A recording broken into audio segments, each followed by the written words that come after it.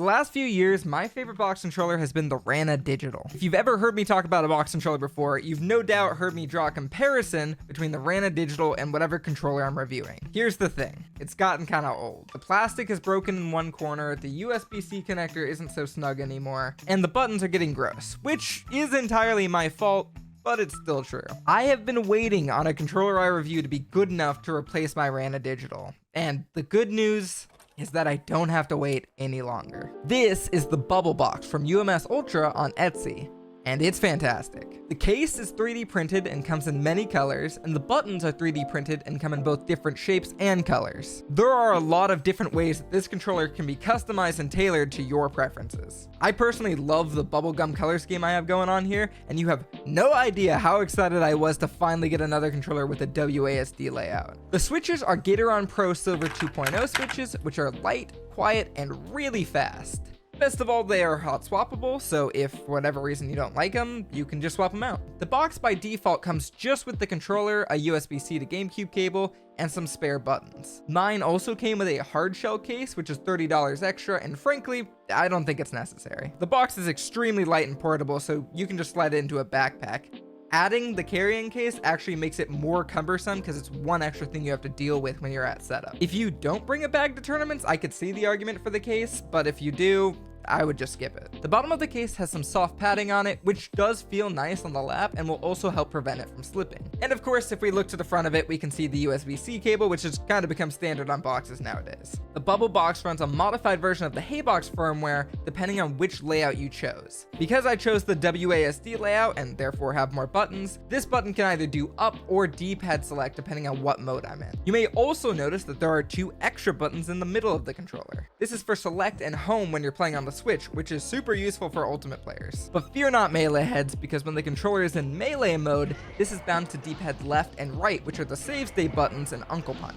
Again, just incredibly useful. I generally don't like having to play Twister with my fingers to reset, so this is just a very nice feature. Also, I've never really sung the praises of HeyBox firmware in any of these videos, but it really is goated. We're just insanely lucky that there's a very well-made open source firmware for boxes. That's just unheard of. HeyBox means that this controller also has X input, which is very useful for a lot of Steam games. So the controller is light and portable, it's fast, it has all the buttons you need, it runs a great firmware, it's super pretty. What's the catch? Well, A, the price is $200, which while in line with a lot of other boxes, those boxes usually ship with a braided USB-C to USB-A cable. This one just had the GameCube cable and some spare buttons, but there may have been a reason I was sent so many extra buttons.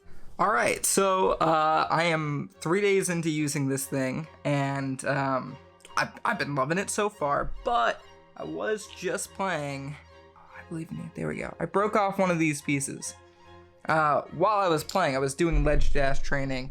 So as you can see here, as I was doing these ledge dash trainings, it not only like broke off, but it broke into it. So I have nothing over here. Right, like this is empty now. Instead, it's all in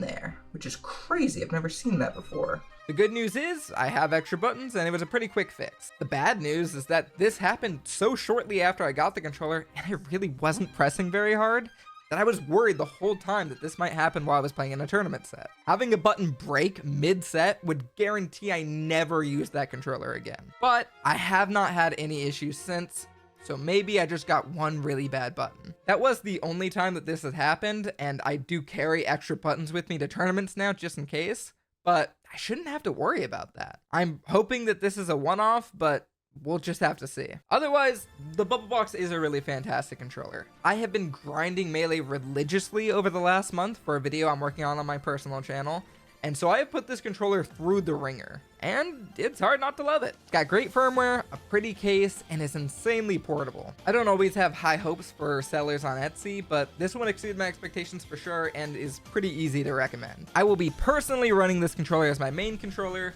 at least until my Super Slab shows up. Until then, you can read more about this controller in the Arcade Stick website, which is linked in the description down below. Down there, you will also find a link to my personal channel, but that's all for me today. My name is Ziggy, this has been the Arcade Stick, and I will catch you all later. Peace. The Arcade Stick.